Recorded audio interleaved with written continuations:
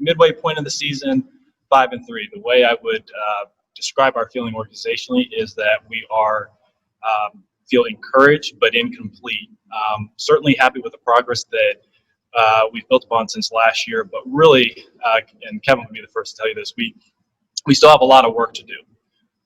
That being said, really pleased with the work that Kevin and his staff have done in a year that's really forced them to deal with unprecedented circumstances. They've done a nice job of getting our players ready to play on a weekly basis.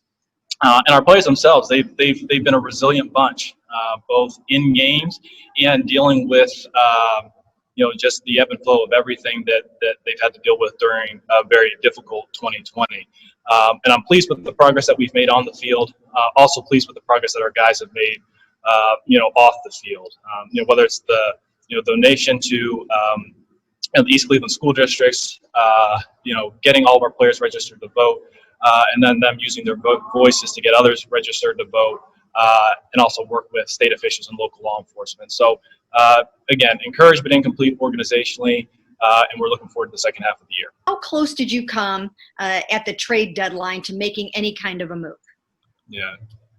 Mary Kay, we explored a number of different possibilities, and really, for us, the trade process is really every week. It's not even just about the deadline. So we did explore a number of different possible transactions. I would say maybe a couple of things got perhaps within striking distance, but either moved away from us or we moved away from it for various reasons. But again, we're really happy with the team that we have in place, and we're looking forward to the next 8 games. And I'm sure you probably can't be specific, but I mean, did you look to try to do anything to bolster your defense a little bit before the deadline? Yeah, I wouldn't go into any specifics with any trade discussions that we have with other teams. But needless to say that we look for any opportunity, whether it's offense, defense, or special teams, that can help us in the second half of the year. Thank you. Thank you, Mary Kay. Next up is Fred Greetham. Hey, Andrew, thanks for taking the time. As far as I know, you can't address everything. It was a strange offseason. You really overhauled the offense side, but the defense, a lot of one-year deals. I mean, other than Denzel Ward and Myles Garrett, I mean, what kind of building blocks have you seen that you can maybe build around this offseason after this season's over?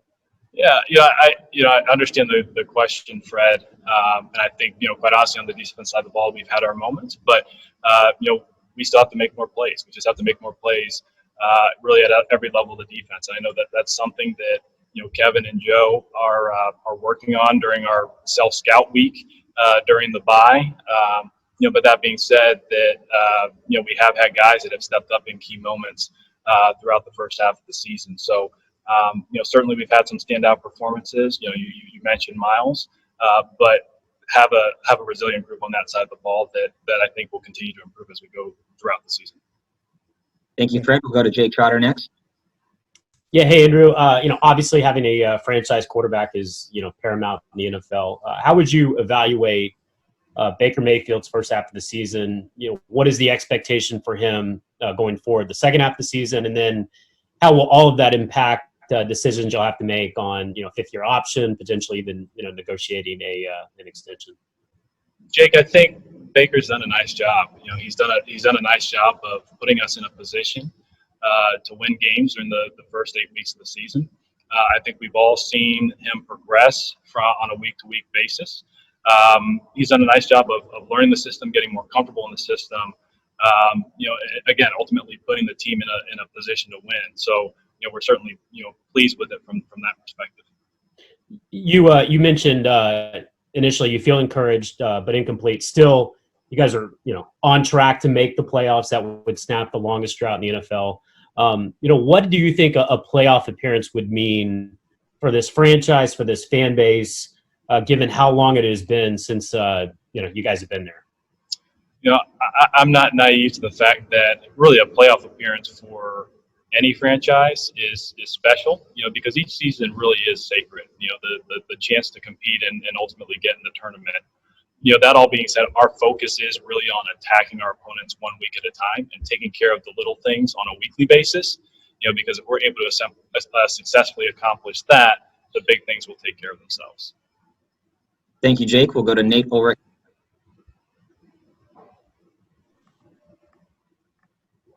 Hey, Andrew, good to see you. Kind of piggybacking off what Jake was asking you about, where do you stand as far as, on the scale of you view Baker Mayfield as your quarterback of the future, or you don't, or the final 8 games are really going to be crucial to that decision? Where do you stand on Baker as it relates to the big questions about his future?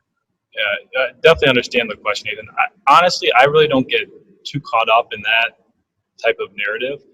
All I know is that I think Baker has played well, and he's done a nice job during these first 8 weeks.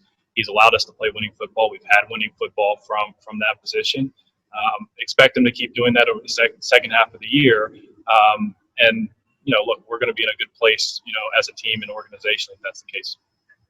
And I know you talked about him coming in great shape and thinking he was really going to have a very improved season. Has he met your expectations that you set out before? Yeah. Really, again, the season's halfway through, but Baker's done everything that we've asked of him during these first 8 weeks. He's shown weekly improvement and done a really nice job within the system, and again, put our team in a position to win. Thank you, Nate. Daryl Ryder has our next question.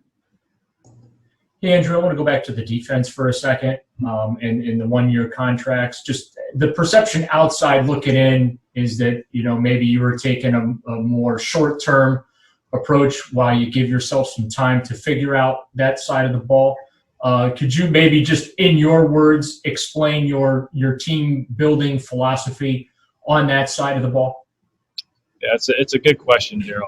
I would say, really, again, up and down across the roster, like our goal is to add talent and as much talent as possible, whether it's offense, defense, or special teams. Certainly in a given offseason, you have a certain number of resources, whether it ends up being cap dollars or picks, and it is your responsibility to allocate them as you think is appropriate in a given offseason. That all being said, I wouldn't necessarily read too much into all the one-year deals. I think we do have a number of young players on that side of the ball that we are excited about as well. Again, look, our goal is to add talent up and down the roster. I don't know that there needs to be too much read into perhaps the specificity of our approach this past winter. And when you look at 2021, there's a lot of uncertainty from an economic standpoint, especially with the salary cap. That picture hasn't crystallized. You have to balance today with tomorrow on top of that. With having limited knowledge of what you actually will be able to work with from a cap standpoint as far as definitive numbers go, how confident are you, though, that you've been able to maintain the flexibility required to absorb any major significant salary cuts while also giving yourself the opportunity to make the improvements you want to? No, Daryl, you hit on an important theme because there is a fair amount of uncertainty in terms of what 2021 can look like from a salary cap perspective across the league. That being said, I do think that we have retained a fair amount of flexibility, both in terms of, again, a big part of our long-term goals organizationally is retaining as many of our core players as possible, in addition to continue adding talent as we go. Thank you. Thank you, Daryl. Tom Withers, your line is open. Thank you, Rob. Thank you, Andrew. Appreciate your time. Just to Baker again for 1 second. He has been a little bit inconsistent this year. What would you attribute that to, and is that at all concerning? Yeah, Tom, I think a big part of it is, really, I think you could probably make that case with, a number of players, on the team. And I think a big part of it is has been a really unprecedented year within the NFL. And I think it's a credit to our players, it's a credit to our coaching staff that with a very limited offseason, a non-existent preseason, and then we're going off and playing with a lot of new faces, that we've been able to get to the midway point with a chance to have all the year-long goals that we set out to meet, right out in front of us for the second half of the year. I don't know if a playoff spot was a year-long goal. I'm suspecting it probably was, but has getting to 5-3, Andrew, and you mentioned that a playoff spot is sacred. How do you balance going kind of for the brass ring, if you will, in this season, and then, long-term sustainable growth? So I guess maybe I should back up and say, Tom, that for us, we're always want to compete. We always want to make sure that we give ourselves a chance to get in the tournament, so to speak.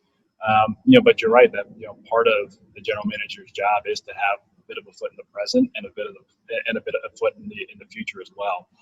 And sometimes balancing those perspectives can be challenging. But at the same time, I like how we're positioned.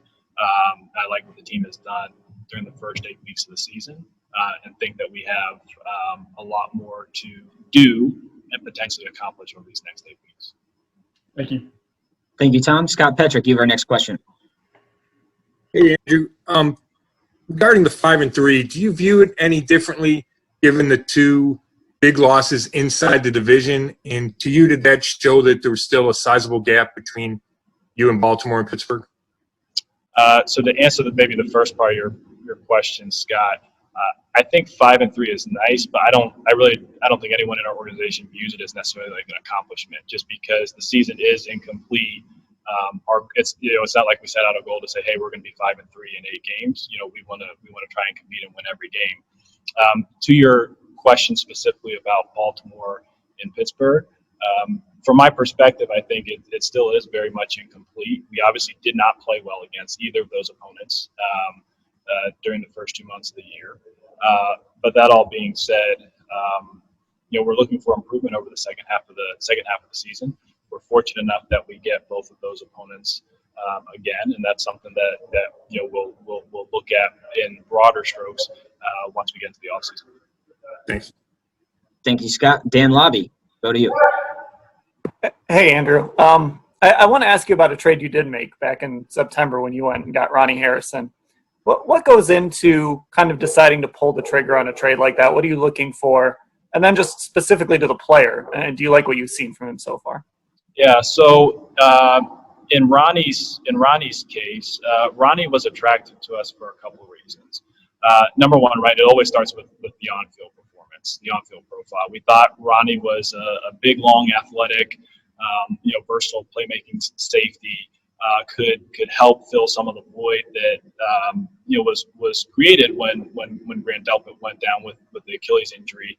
And in Joe's defense, big versatile safeties really allow him as a coordinator a ton of flexibility in both the run and pass game. Other considerations that come into play with Ronnie, he was 23 years old when we traded for him, super young, but already had 2 years of starting experience, or probably more, a year and a half of starting experience under his belt.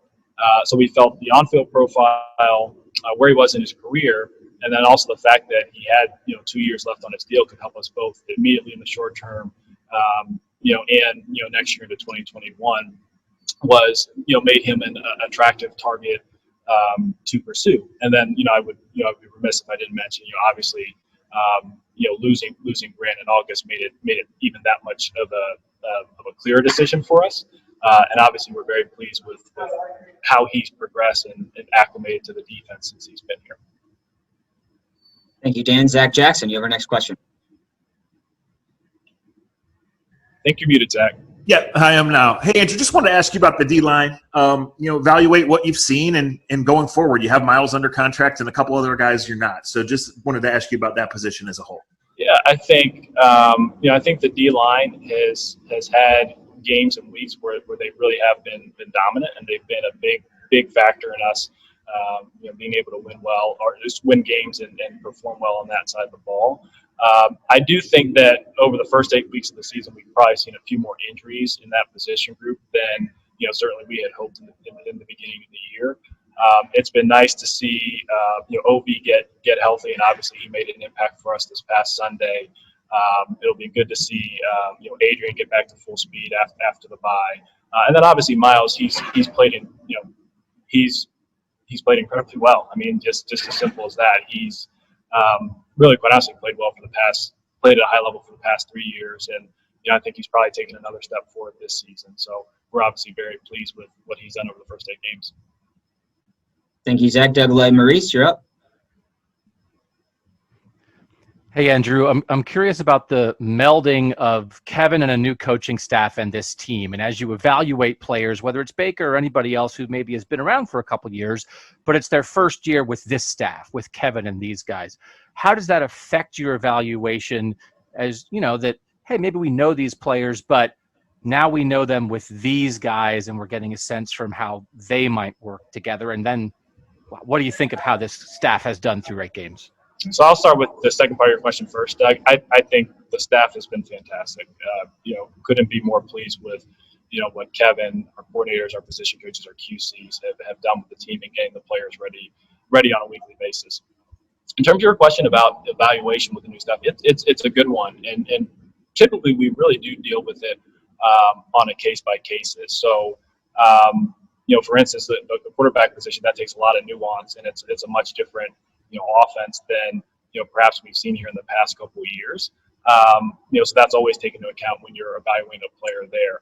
Or for instance, Wyatt Teller, for instance, had throughout his whole career played in more of a gap-oriented run scheme, and now we're going to the wide zone, which is something completely different than he's ever done.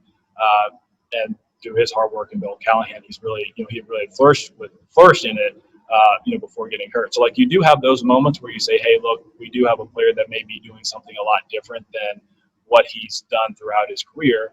But there are others that are probably a bit cleaner transitions because there is some overlap with really any offensive system or any defensive system, which is really why you have to deal with it on an individual basis. And the Nick Chubb injury, how do you feel like you guys have weathered that? And what did it show you in Nick's absence of what he means to this team? Yeah. So number one, there's, Nick Chubb is one of those players that, no one person replaces. He's an outstanding football player and a big part of what we do and what we will continue to do over the course of the year. That all being said, I'm really pleased with what Kareem has done, shouldering the load and playing, banged up and tough, and what he's done in both the run game and pass game. I think the offensive line has done a good job of really continuing to open holes in the run game, and then really take it as a personal challenge to make sure that we're still productive in that phase, even with Nick out. So, over the past few weeks, I think the offense has done a nice job of weathering the storm, but we're certainly looking forward to getting Nick back, whenever that occurs. Jake Trotter, back to you. Yeah, Andrew, especially now in light of the injury, how would you characterize Odell's future in Cleveland? Yeah, honestly, our focus with Odell, Odell is one of the best receivers in the NFL. He played really good football for us before he was injured. He's done a fantastic job with his teammates at practice. He's embraced the organization. He's under contract for multiple years. So our focus with Odell is making sure that he recovers from the ACL tear. We want him to be healthy and ready to go next year. But we're pleased with him. You always it's a lot of outside noise about it's almost kind of feels like a year-to-year thing with Odell. Not from you guys, but again from the outside. Do you see him as a long-term piece along with your young core of guys that were drafted by the franchise going forward? Jake, I feel like this is a question that I've literally addressed every week since right. Since I took the job. So really at this point in time, I really don't see a difference. Thank you, Jake. We'll go to Mary Kay Cabot next. Well, I was going to ask all about Odell, but so since we took care of that mostly, can you just kind of talk about how you guys may have dodged a little bit of a bullet with Miles not having a serious knee injury, and just how you guys think he'll be going forward? Do you think he's going to need a couple of weeks to get back to himself, or do you think by the bye week will help him out a lot? Yeah, Mary Kay, we anticipate Miles being ready to go in full force through the second half of the year. He's obviously a big part of what we do defensively, and really he's an elite playmaker in this league. So look, we're excited that that really wasn't anything of major significance, and we're looking forward to having it back on the field. Thank you. Thank you, Mary Kay. Nate Orrick, you have our next question. Andrew, just a record-keeping thing about Odell. Have you found out when he's going to have his surgery? Has it been scheduled yet? Yeah, it'll be early next week.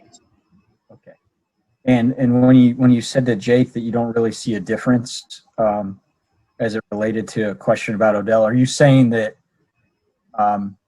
your view of him as a part of the future hasn't changed? Is that what you meant? Yeah, I would say, to me, and respectfully, Nate, I feel like I've answered this, this question enough. I can't control what the outside noise says. Okay. I just want to make sure I was interpreting that. Right, I did have one other question, not Odell, before I let go. But we asked you a ton about Jedrick Wills and drafting them and making the switch from right tackle to left tackle. What is your view of the first half of his rookie season? Given he's done a nice job, and I think it's a credit to the work that he's put in, and it's a huge credit to Bill Callahan and Scott Peters with the work that they've done there, because it's not an easy task on an abbreviated offseason. Jed still has work to do, and he'll be the first to tell you that. He is by no means a finished product, but in terms of transitioning as really any rookie left tackle, let alone one who hadn't played left tackle since really ever for a significant period of time. We're pleased with. I should say that's like kind of the theme of the first half. Encouraged, but it still is incomplete, and expect him to continue to make strides. Scott Petrick, you're up. Hey, Andrew, getting back to the trade deadline yesterday, was there a reason that you didn't make any deals? I mean, were people just asking too much draft compensation? Was it the uncertainty of the salary cap that played such a factor? Yeah, I think maybe I'll answer your question a little bit more broadly, Scott. I think there are a couple of reasons why you probably saw less overall trade volume in the league as a whole. I think number one, there are just in general there are probably fewer sellers this year in past years, and I think a big part of that is just the addition of the seventh playoff spot in both conferences, where you'll have more teams that are actually in the mix for the playoffs. I think really the second piece of that, and you hit on this theme, and I think Daryl might have as well. With the uncertainty with the salary cap, entering 2021, it does make certain transactions or certain trades a lot more difficult for teams across the league. So to us specifically, we did explore a number of potential transactions. But at the end of the day, we want to make sure that it's the right match for us. And for whatever reason, we didn't necessarily feel any of those deals, fit with what we were trying to do on the roster, and we feel really good about the guys that we have on hand entering the second half of the season. Do you feel there's a big void with not having Odell's deep threat, or were you able to replace that with the guys that you have on your roster? Scott, I think it's a little bit like I discussed with Nick, where Odell's one of the best receivers in the league. That's not a loss of a player of that caliber. You don't just realistically fully replace. It'll take a bit of a committee approach. I like the guys that we have in the receiver room. I thought we saw their potential with their ability to step up against Cincinnati 2 weeks ago. But it really will take a next man up mentality and guys playing to their strengths and really continue to step up and produce. Because Odell's not coming back this year. Thanks. Thank you, Scott. We have time for three more. We'll go to Doug, Jake, and Terry. Doug, you're up first. Andrew, just in terms of roster building and philosophically, how much you think you should invest in an offensive line with what you guys did with a high first-round pick, signing Jack Conklin, with the way we saw Wyatt play, what they have done, how has it matched what you thought you would get out of this offensive line, and what have you seen that it's done for the offense to have these five guys? Yeah, I think that position group has been outstanding. And Doug, I can't say this enough, but not even to, I'd also throw, in terms of additions, Bill Callahan into that group. Like I can't, overstate, his impact with that position group. It's, going to be a part of our DNA. That's a group that we want to make sure is strong and deep, for the long term, because, it really does set a foundation for your offense. If that group isn't at a certain level of performance, it's really hard for your quarterback and your skill guys to function. So, That's something that is and will continue to be a priority, and we're really pleased with how that group has gelled together and ultimately how that group has performed. Thank you. We'll go to Terry Pluto next. Andrew, you mentioned part of your DNA being the offensive line. What else would you say are just, I know all positions are important, but, clearly that was one. What else is a part of your DNA you want this team to be? Yeah, Terry, I definitely understand the question. I think, to be honest, that's probably a bit more of like an off-season question or discussion. Without talking through our, really we're focused on the season, and we'll talk about kind of big picture and big picture strategy at the appropriate. Let me try this in terms of those things. Like obviously the offensive line has gone in that direction. What other parts of the ball do you see going? That you've been excited about after the first 8 games. Going that type of direction that has you that's made you pleased. Yeah, I think perhaps sticking on the offense side of the ball, been really pleased with our tight end group, both run game and pass game. Our backs have played well. We've talked about Baker. We've talked about the receiver stepping up. On the defensive side of the ball, obviously Miles is having a fantastic year.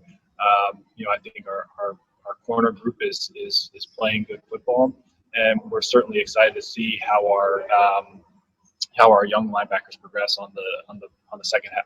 In the second half of the season. So I think there's a lot to be encouraged with across the roster. We're by no means a finished product, but I think there are bright spots throughout these first 8 games in every phase. And our last question goes to Jake Trotter. Yeah, Andrew, the buzzword we kept hearing from you guys over the winter was alignment. Now that we're halfway through the season, how is that going from ownership to you, to Paul, to Kevin? And then what has impressed you the most about Kevin? I mean, I know you guys knew each other a little bit before, but now that you're up close and personal, what has impressed you the most about him through the first half of the season? So I think the most impressive part about Kevin is just his voice. He's genuinely the same guy every single day, regardless of what has happened on Sunday, regardless of what we've dealt with during the day, even keeled, same quick wit and sense of humor. So I think that's the most impressive part, because I think all of us on this call realize how hard and how stressful his job can be. I think our team is in about as good a hands as we could ask for with Kevin at the helm.